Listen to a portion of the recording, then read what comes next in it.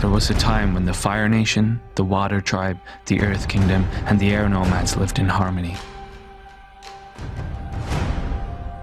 The Avatar, the only person able to master all four elements, kept the world in balance. Then, a comet crossed the sky and gave my people, the Fire Nation, a moment of great power. They killed the Avatar and began a war of conquest.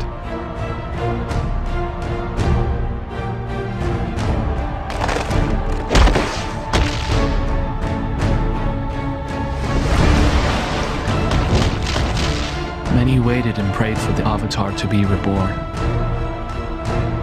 but he never appeared. After 100 years of bloodshed, the Fire Nation was on the verge of victory. But a boy had been found, frozen in a sphere of ice, yet somehow still alive. The Avatar had at last returned.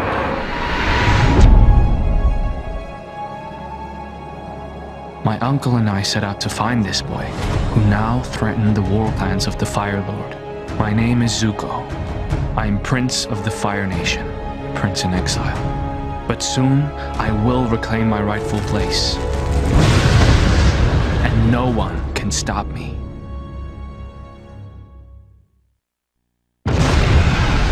As my ship sank in flames, I was chilled by more than the seawater.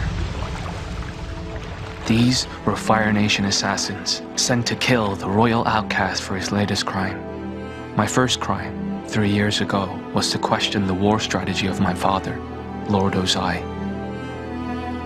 I was challenged to an Agni Kai duel.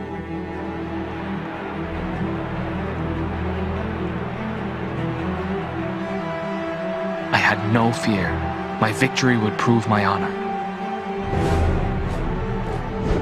But when I discovered that my opponent was Lord Ozai himself, I refused to fight. My enraged father scarred me with fire and banished me. But word of the reborn Avatar gave me hope of redemption. This led me to the South Pole, where I found an odd little boy covered with strange tattoos. Uncle Iroh tested the boy's abilities. The legend was true. I would bring the Avatar in chains to Lord Ozai and restore my honor. But the boy proved to be more difficult than I thought.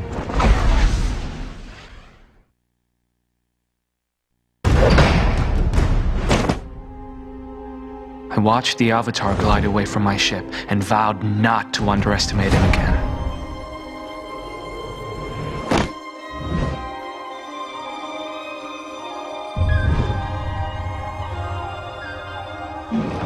But even as I followed the Avatar's trail, he was caught by the Fire Nation's commander Zhao and imprisoned in the Northern Air Temple.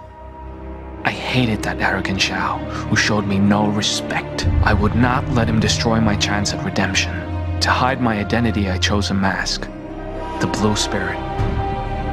I slipped inside the Air Temple with a daring plan to snatch the Avatar from under Zhao's nose.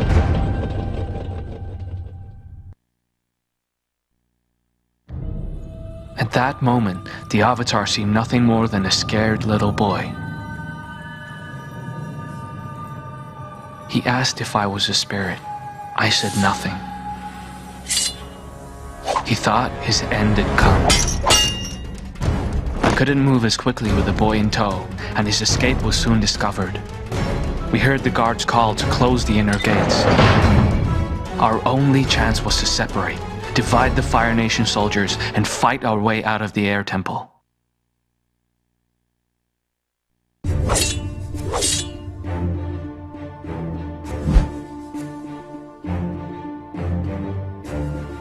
Commander Zhao ordered his men not to kill the boy. He knew the Avatar would simply be reborn. I put my knife to the boy's throat, forcing Zhao to open the gates. Zhao was furious. I laughed behind my mask, but in that instant,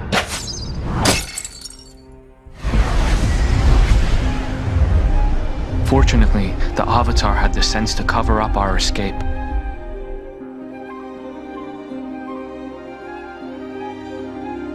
But even as I regained my senses, the ungrateful boy slipped my grasp once more. The Avatar was soon reunited with his friends and their water tribe allies. But Zhao suspected that I was the Blue Spirit. The sabotage of my ship was a punishment for rescuing the Avatar. Only my uncle knew that I had survived. Disguised as a soldier, I traveled to the Northern Water Tribe city aboard Zhao's warship. Then, alone, I paddled to the caves at the shoreline. From there, I could infiltrate the city.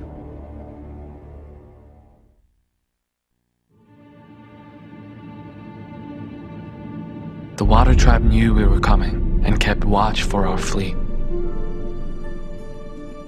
When Princess Yue's beautiful white hair was remarked upon, she told an amazing tale. 2 spirits protected her city, the moon and the ocean. When the princess was born dead, her grieving parents prayed to the moon spirit. The infant's life was restored, and at that instant, her hair turned white to honor the moon. All at once, soot fell from the skies like black snow. The Fire Nation Armada had arrived at their shores. My uncle warned Zhao that the waterbender's power comes from the moon, which grows stronger as the day ends. But Zhao was not concerned. He said he had discovered the location of the moon and ocean spirits. And with that, Zhao launched the attack. The full might of the Fire Lord's forces was about to land upon the city.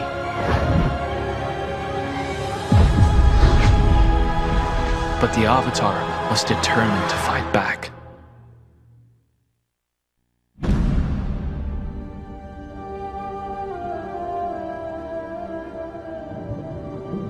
As I entered the city of the Northern Water Tribe, fireballs launched from Zhao's ships rained from the sky.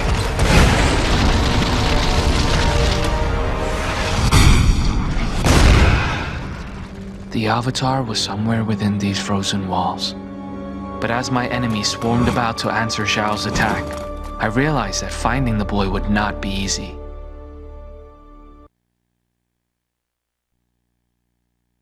The Water Tribe princess emerged from the spiritual place. At her heels, like an obedient pup, was the Avatar's friend. Once they were gone, I went inside. The Avatar was in a trance, unaware that I was even present. I was about to snatch him when that troublesome girl appeared. She remembered me, of course, as the one who had taken the Avatar from the southern village. She swore I would not take him again.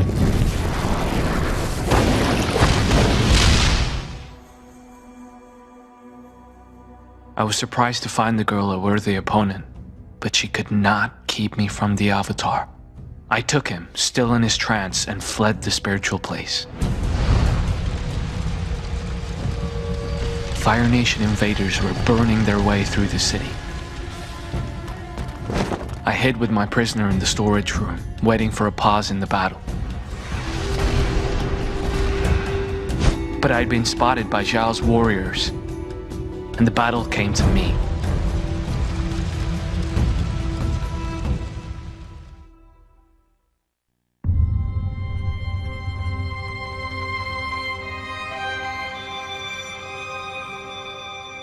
In the one moment I took my eyes from the Avatar, he suddenly awoke from his trance.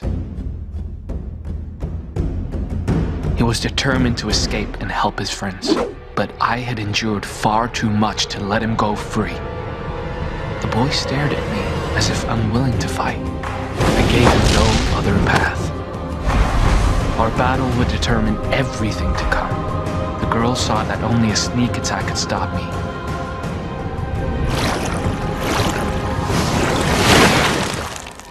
The Avatar melted the ice a bit so I could breathe. He told me to stay hidden so the waterbenders wouldn't find me. I didn't understand. Why did he keep saving me? As I stood trapped in ice, Zhao searched for the spiritual place using an old map he had found. My uncle had no faith in Zhao's words, but the commander insisted that this was the way to victory.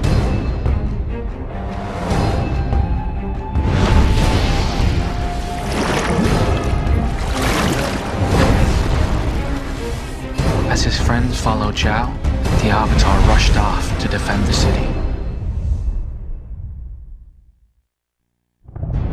The princess and the Avatar's friends followed Zhao into the spiritual place.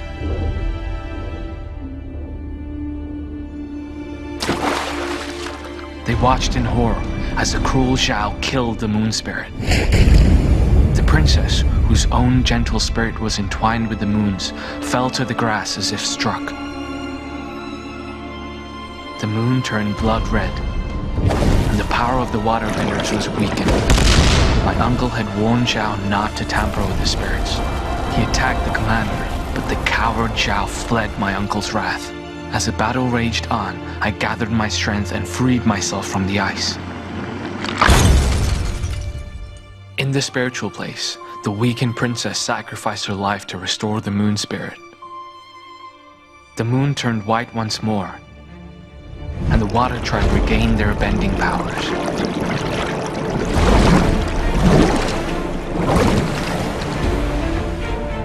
I came upon Zhao, staring up at the moon in disbelief that his evil had been undone. He was no less surprised to be challenged to a duel by a dead prince, but foolish enough to accept.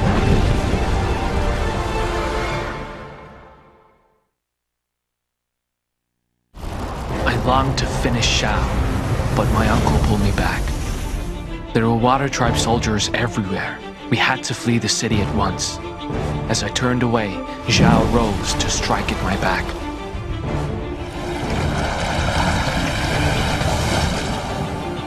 But the waterbenders drowned him where he stood.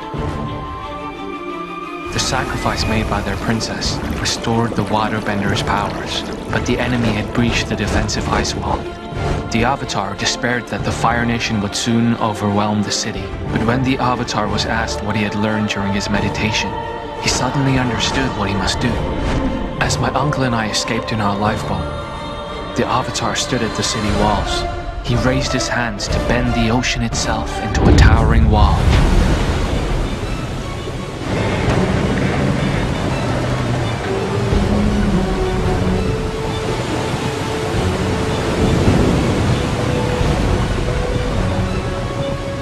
The tidal wave surged towards Lord Ozai's armada, and then it stopped. As the wave's crest hovered over the fleet, the panicked captains ordered their ships to retreat. Satisfied, the Avatar folded the wave back into the sea.